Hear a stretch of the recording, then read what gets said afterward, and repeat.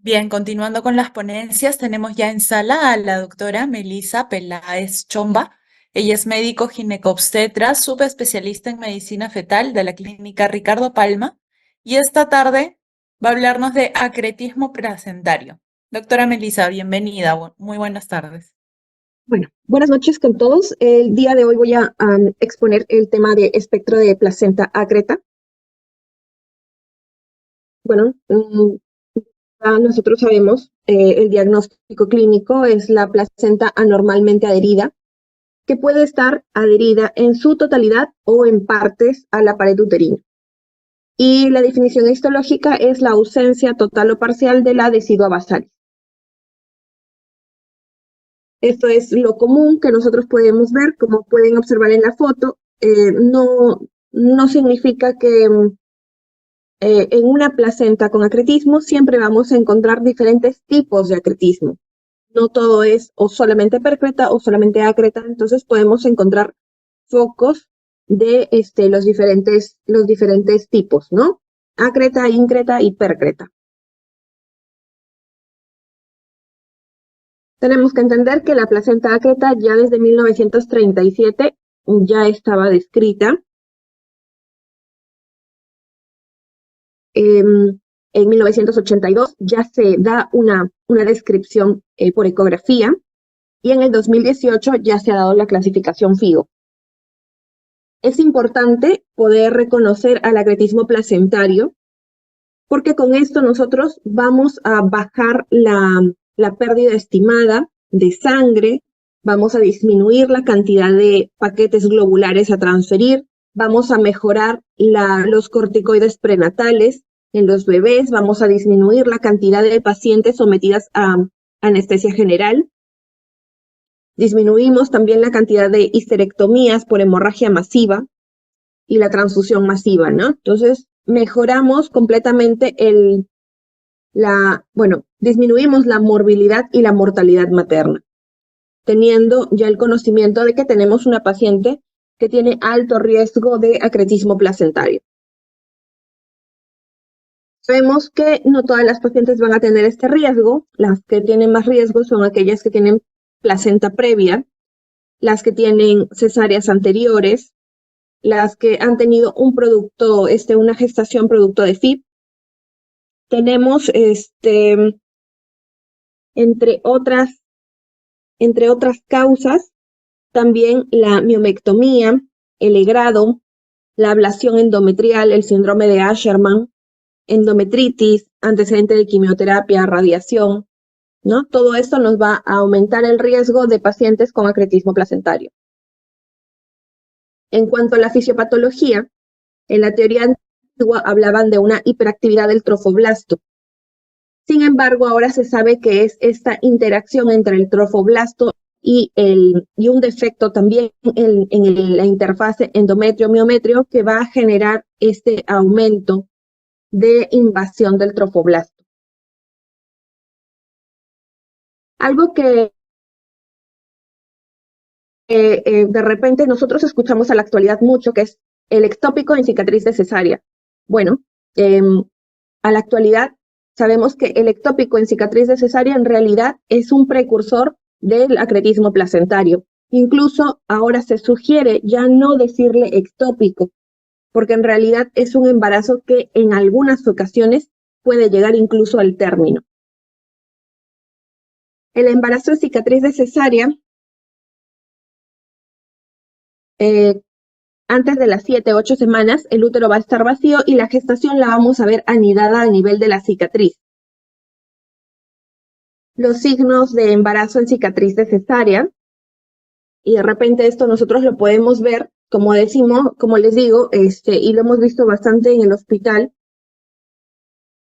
un útero completamente vacío, y al nivel de la cicatriz vamos a ver un saco gestacional, y esto lo vamos a ver, esta imagen clásicamente la vamos a poder ver entre las 5 y 7 semanas.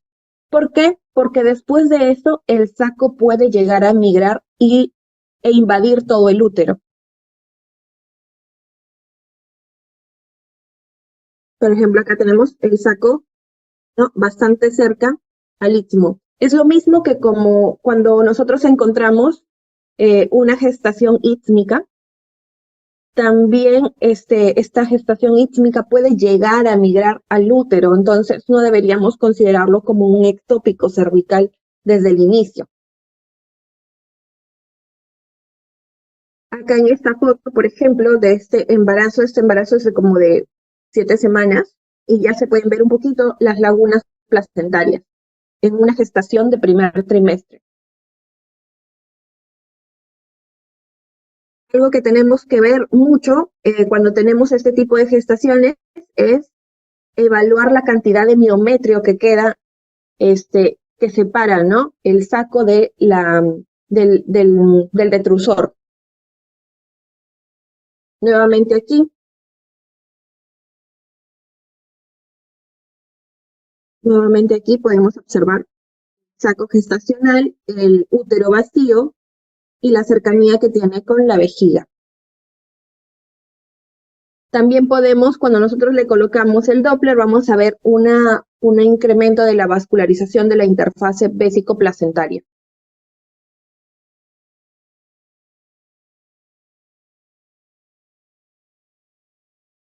Lo que les estaba comentando es que al inicio va a estar a nivel del istmo, a nivel de la cicatriz de cesárea, y poco a poco va a haber un incremento del flujo Doppler.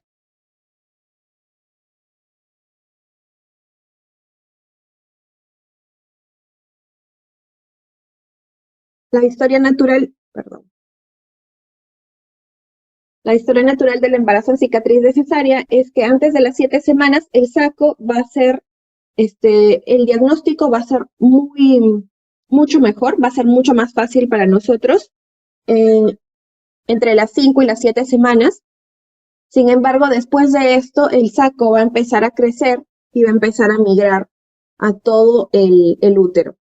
Y de repente, estos embarazos en cicatriz de cesárea, antes nosotros no los veíamos con tanta frecuencia, pero ahora como ya hay más acceso a la ecografía, pues es más frecuente poder encontrarlos. Y lo que nos tenemos que fijar ahí es que la placenta siempre se va a quedar en esa zona.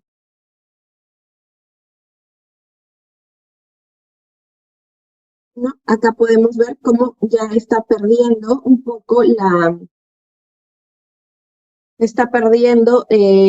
miometrio, pierde un poco las fibras musculares, entonces ya se ve esto como un poco más abultado, ¿no?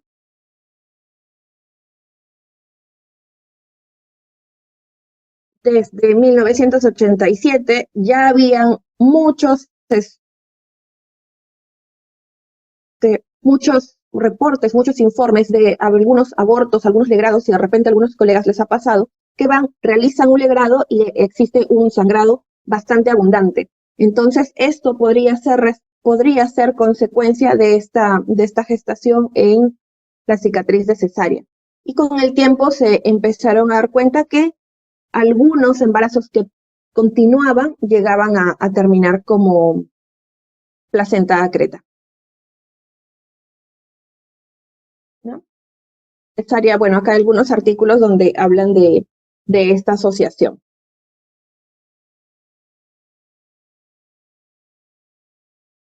Importante, cuando nosotros encontramos un embarazo en cicatriz de cesárea, lo primero que tenemos que hacer es medir cuánto del orificio cervical externo al saco vamos a tener. También tenemos que medir el grosor residual del miometrio. Esto nos puede ayudar mucho a poder entender si podríamos, qué tanto riesgo tiene esta mujer de continuar el embarazo, o es mejor simplemente eliminarlo, ¿no? Entonces tenemos dos tipos según el grosor del miometrio, el grosor residual del miometrio, ¿no? Tipo 1, cuando este grosor es mayor de 2 milímetros, y tipo 2, cuando este es menor que esta medida, que 2 milímetros. ¿Cuál es la diferencia? Que el tipo 1 tiene mucho más probabilidad de terminar en un embarazo En un embarazo a término, de repente va a haber una placenta previa, pero no es tan frecuente que terminemos con acretismo placentario o de repente que el útero se rompa, ¿no? O se comunique con la vejiga.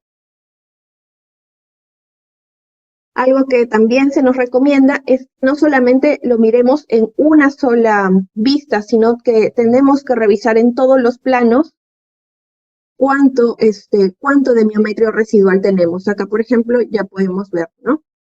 Miometrio residual, hay que verlo en el plano transverso también, en el sagital y en el transverso para poder observar esta cantidad de miometrio residual. Acá, como les decía, si es mayor o igual a 2 milímetros, lo consideramos tipo 1 y está asociado con mejores resultados, ¿no? Hay menos posibilidad, o sea, no siempre que tengamos estos embarazos es que sí o sí va a ser una placenta ácreta, sí o sí se va a romper.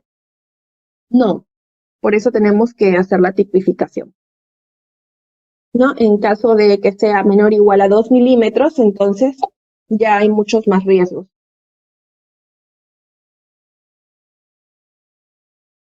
Y, por ejemplo, tenemos en este estudio una serie de, un seguimiento de todos estos 308 embarazos en cicatriz de cesárea y podemos ver que un 67% de estos llegaron a tener una gestación, ¿no? Un recién nacido a término, 30% fueron prematuros.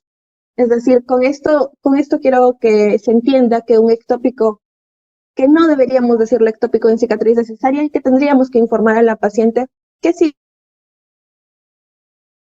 y que pueden haber complicaciones, que puede ser un embarazo complejo, pero que incluso ellas mismas tienen que participar de la decisión de continuar o no continuar con el embarazo, ¿no? Porque básicamente son ellas las que van a arriesgarse a esta gestación.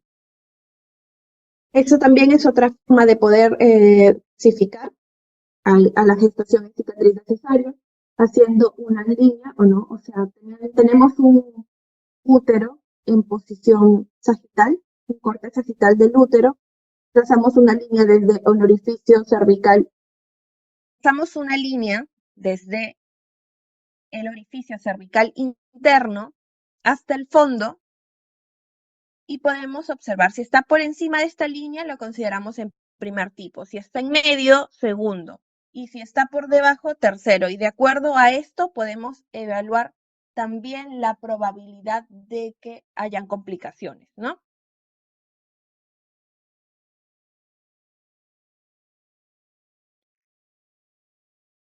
En resumen, en esta primera parte es importante un correcto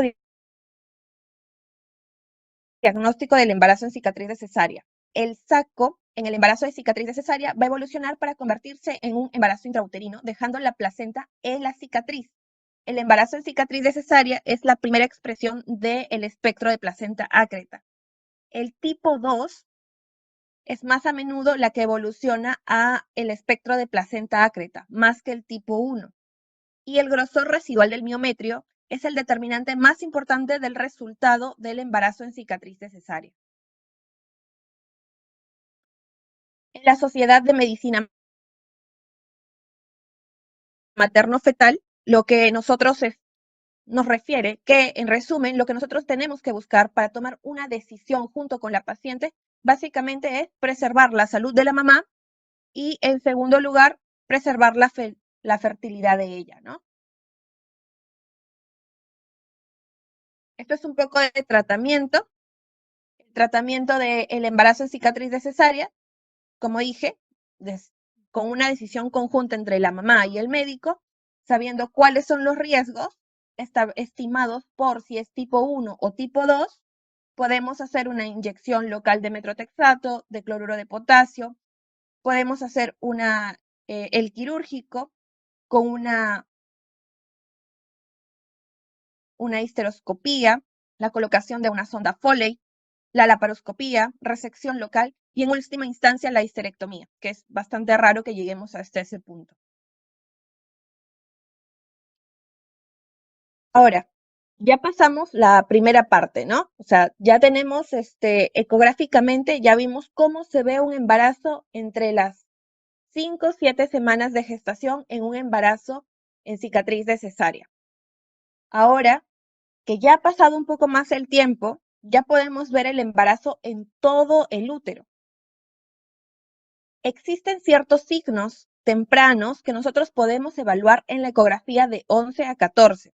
Entonces, es importante que la evaluación, cuando nosotros hacemos la evaluación de la ecografía de 11 a 14, también evaluemos la placenta y tengamos presente de que ya podríamos encontrar alguno de estos signos de espectro de placenta ácreta. Por ejemplo, aquí podemos observar algunas lagunas placentarias, ¿no? Y todo esto lo tenemos que comentar siempre, más lagunas placentarias. Siempre vamos a encontrar una hipoecogenicidad retrouterina. Por ejemplo, en este caso, podemos ver la hipoecogenicidad retrouterina y luego acá interrumpido, ¿no? Se interrumpe. Acá un poquito y se interrumpe. También podemos ver un aumento de la vascularización retroplacentaria.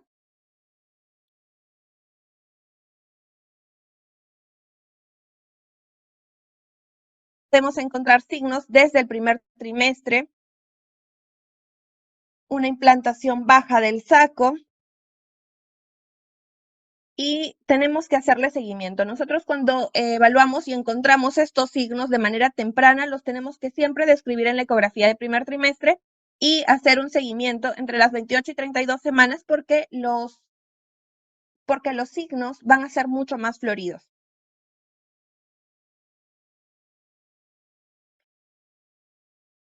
Y tenemos, por ejemplo, estos signos, los signos tempranos que ya los he mencionado, los podemos encontrar en otras pacientes sin factores de riesgo. Por eso siempre se recomienda que los signos que he mencionado debemos evaluarlas en pacientes con factores de riesgo. Y cuando nosotros tengamos más de 2 signos, la sensibilidad va a ir incrementando, ¿no? La sensibilidad incluso si solamente evaluamos uno de los signos, como por ejemplo acá, pérdida de la zona clara, 84%. Lagos placentarios, 78%. Interrupción de la pared vesical, 75%. Es decir, quiero que se comprenda que si nosotros solamente encontramos uno de los signos, la sensibilidad no es tan buena. Sensibilidad y especificidad, con 2 de los signos, ya vamos a tener un diagnóstico un poco mejor. Pero por separado, los signos no son muy buenos.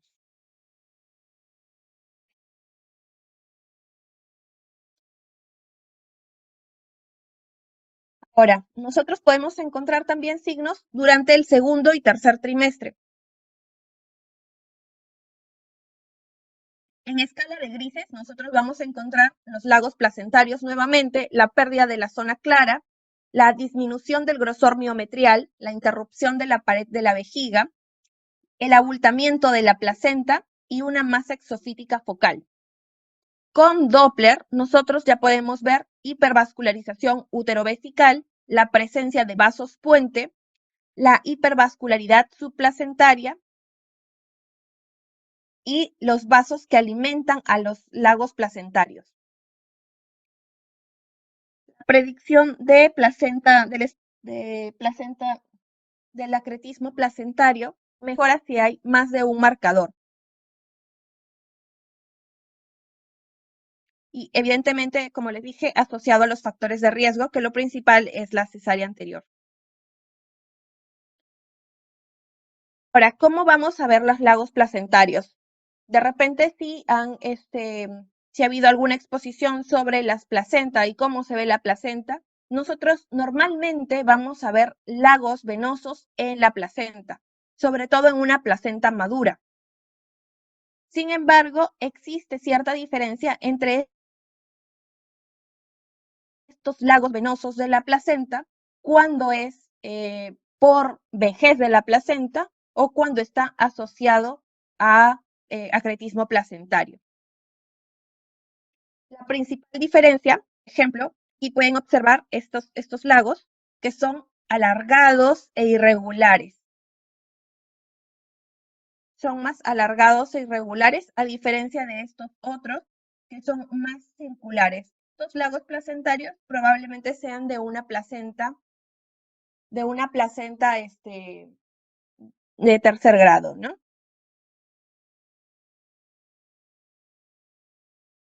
Parte de esto también podemos encontrar, si nosotros le colocamos el Doppler, vamos a encontrar un vaso que alimenta ese lago placentario. Este vaso debería tener un flujo mayor de 10 centímetros por segundo. Si esto es positivo, entonces es muy probable que eso sea un lago placentario por acretismo placentario. ¿Por qué? Porque entre más cerca esté la placenta a la arteria uterina, más velocidad va a tener la sangre que llega a ese lago. Por eso van a tener esa forma alargada e irregular. Y por eso van a tener estos vasos que los alimentan, que tienen un flujo mayor de 10 centímetros por segundo. Nuevamente aquí, la diferencia entre un lago placentario en una placenta con acretismo versus un lago placentario en una placenta normal, ¿no? Placentas con acretismo, alargadas, varias, que cruzan la parte, están muy cerca de la parte de la materna y la cara fetal, versus los lagos placentarios por vejez de la placenta, que son más circulares y son más, están más hacia la cara fetal. Normalmente, en escala de grises, sin utilizar el Doppler, vamos a poder ver el flujo turbulento dentro de estos lagos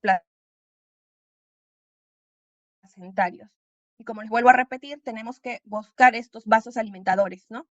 Que alimentan cada uno de estos lagos placentarios.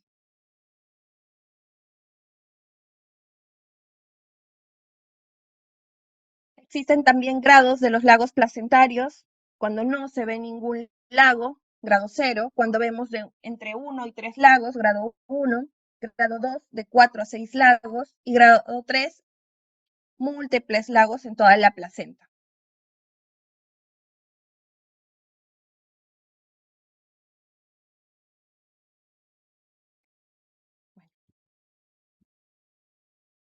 La zona clara.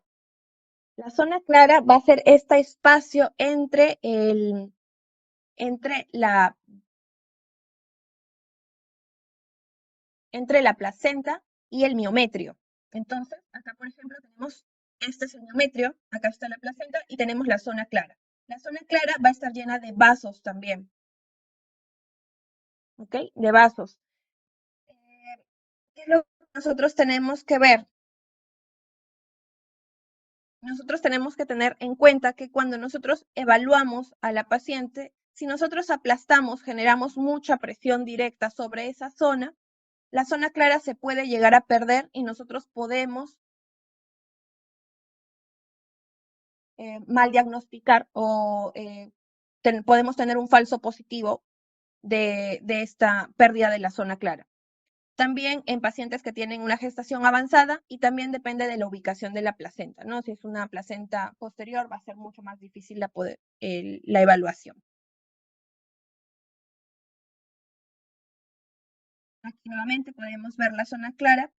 Siempre, de recomendación, siempre es la evaluación de la paciente con vejiga llena.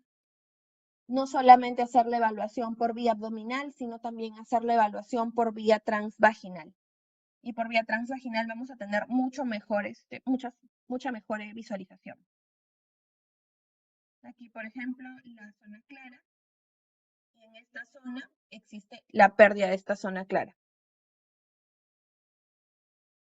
Tenemos que hacer una mínima presión, minimizar la profundidad, hacer un zoom de la imagen y hacer barridos en toda la placenta. Como les había comentado, la placenta ácreta no la vamos a tener, toda la placenta no va a estar adherida, sino va a haber pequeños focos que pueden tener esta pueden ser pequeños focos donde encontramos zonas con placenta increta, zonas con placenta percreta, zonas con placenta acreta. Entonces es importante que nosotros hagamos todo el barrido. Y no solamente en sagital, sino también hagamos el barrido en transversal. La sensibilidad de la pérdida de la zona clara es solamente del 52%. O sea, su sensibilidad y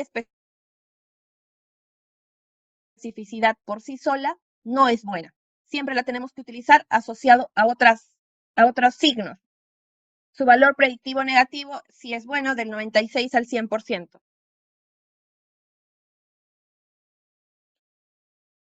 La disminución de la pared miometrial menor de 1 milímetro también nos va a ayudar como un marcador. Esta va a cambiar con el llenado de la vejiga o por la compresión directa. Y esta zona de la cicatriz, como se han dado cuenta, lo podemos ver incluso desde el primer trimestre. Y es algo que tenemos que hacerle seguimiento, ¿no? Y siempre va a ser más delgado en esa zona.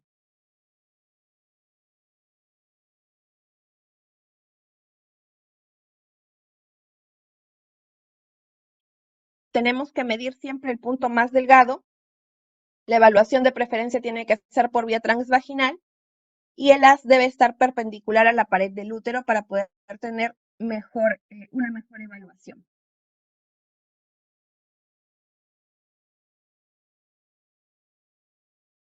Acá podemos ver el miometrio y acá la pérdida de ese miometrio, ¿no? Siempre el miometrio va a ser ligeramente más claro.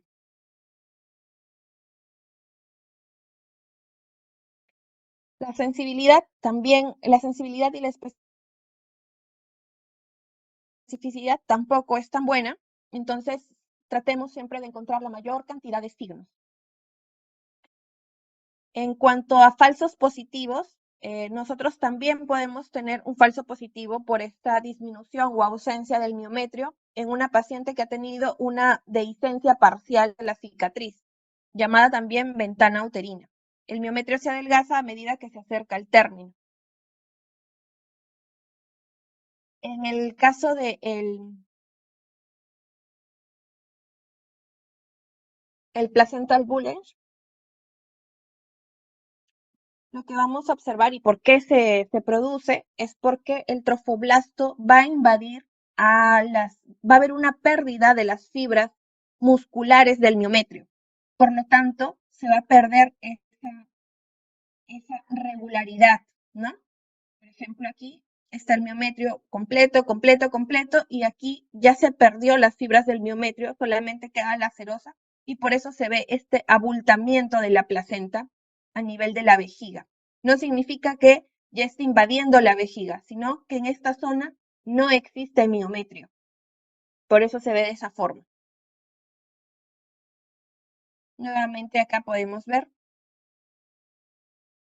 el bulage. Este es por ejemplo, este de acá es un diagnóstico diferencial con lo que les estaba comentando, la dehiscencia parcial de la cicatriz de cesárea. Aquí podemos ver la placenta y de pronto desapareció completamente esta línea hiperecogénica, ¿no?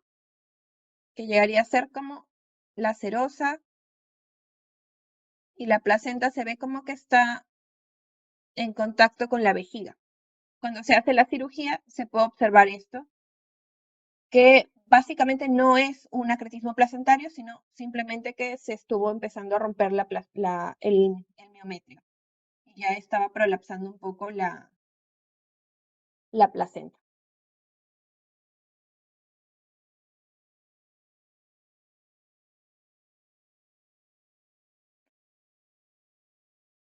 También podemos observar la presencia de los vasos puente y el aumento de la vascularización.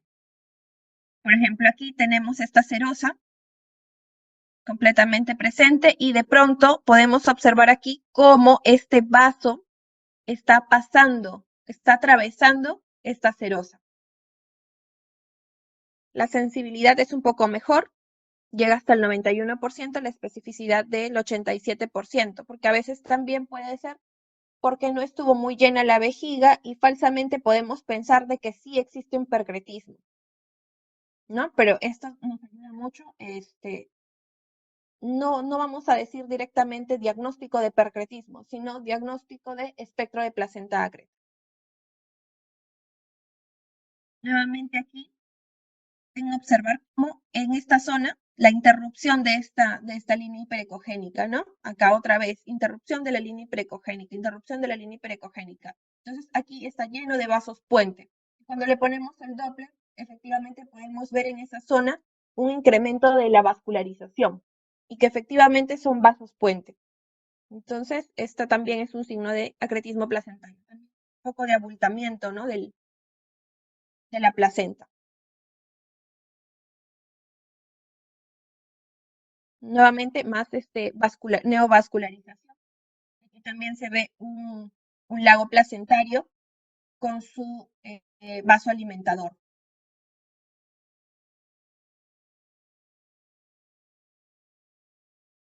La interrupción de la pared de la vejiga, ¿no? En esta zona.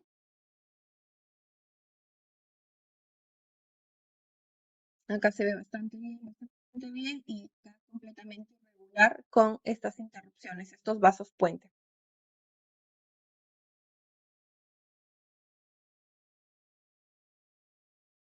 ¿Ok? Entonces, por ejemplo, esto no debería verse solamente una línea blanca, pero aquí hay varios vasos puente. Acá, por ejemplo, hay la ausencia también de la línea de la zona clara, ¿no?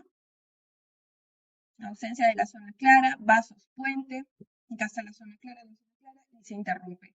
Más los lagos placentarios con su vaso alimentador. Otra cosa que tenemos que evaluar también mucho es la presencia o no de invasión en el cérvix, porque es lo que más vamos a observar y es lo que también nos va a ayudar a saber si vamos a hacer una histerectomía o no vamos a hacer una histerectomía. Y también nos va a ayudar a saber, en el caso siempre en los casos de placenta, de espectro de placenta acreta, la recomendación cuando vamos a hacer una histerectomía es hacer una histerectomía total, no una histerectomía subtotal. ¿Por qué? Porque ya va a haber invasión del cérvix. Entonces, eso tenemos que tenerlo bastante presente. ¿Cómo lo evaluamos? Podemos observar aquí, esta es una placenta previa. Cuando nosotros vemos una placenta previa, vamos a ver muy bien cómo es la diferencia entre las ecogenicidades del cérvix y de la placenta.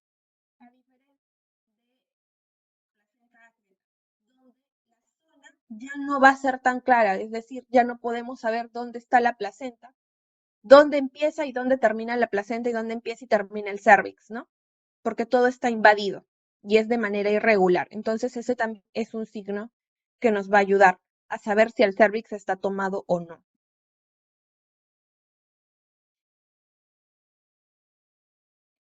Bueno, para ver la interfaz útero-vesical, vamos a tener un plano sagital donde podamos ver el segmento del útero y la vejiga parcialmente llena. Y lo normal es ver un trazo liso sin irregularidades ni aumento de la vascularización.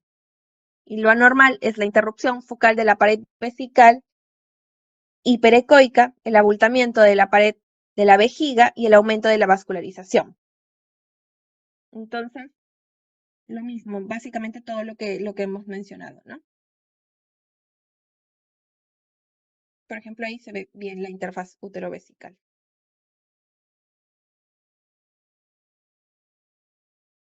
También se está estudiando qué tanto nos podría ayudar el ultrasonido 3D. Todavía hay algunas limitaciones en cuanto a la experiencia de los operadores, que todavía no está bien estandarizada la adquisición y la manipulación del volumen. ¿Cuándo debemos hacer el diagnóstico? ¿No? Como les dije, en la ecografía de primer trimestre siempre vamos a hacer la descripción de los signos tempranos entre la semana 11 y la semana 13.6 hay que describirlos. Luego debemos volver a repetir en la ecografía morfológica entre las 20 y 22 semanas. Si ha habido sospecha, nuevamente describir cuáles son los signos, repetirlo a las 28-30 semanas y luego a las 32 y 34 semanas. Tenemos que describir también la ubicación de la placenta para optimizar, para prepararnos para el parto. Y en lo posible determinar si existe o no invasión vesical. ¿Cómo debemos informar los marcadores ecográficos? Bueno, esto básicamente es un resumen de los marcadores que siempre debemos ver. Los lagos placentarios, si son anormales, si hay interrupción de la pared de la vejiga, si existe esta masa exofítica, si hay pérdida de la capa hipoecoica entre el miometrio y la placenta, si hay un miometrio adelgazado menor de 1 milímetro, tenemos que hacer el barrido y empezar a medir. Si existe esta protuberancia placentaria que distorsiona los órganos intrauterinos.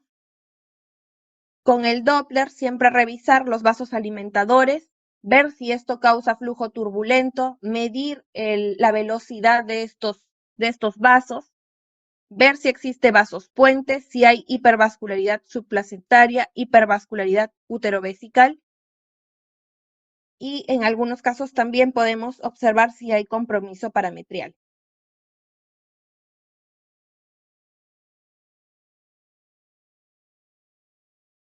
Y según esto debemos ver nuevamente, varios marcadores ecográficos pueden ocurrir normalmente en embarazos de bajo riesgo. Por eso, en ausencia de los factores de riesgo, el valor predictivo independientemente de estos signos es cuestionable. Hace poco nosotros en el hospital tuvimos una paciente que tenía lagos placentarios y eran muy sugestivos de acretismo placentario, pero era una paciente que no tenía placenta previa, que había tenido un legrado, pero bueno, un solo legrado, no tenía ninguno de los otros signos, lo único que tenía eran los lagos placentarios, y de todas maneras ingresó pensando en un acretismo placentario. Finalmente no fue un acretismo placentario, y nuevamente haciendo el resumen, pues solamente tenía un solo signo, ¿no?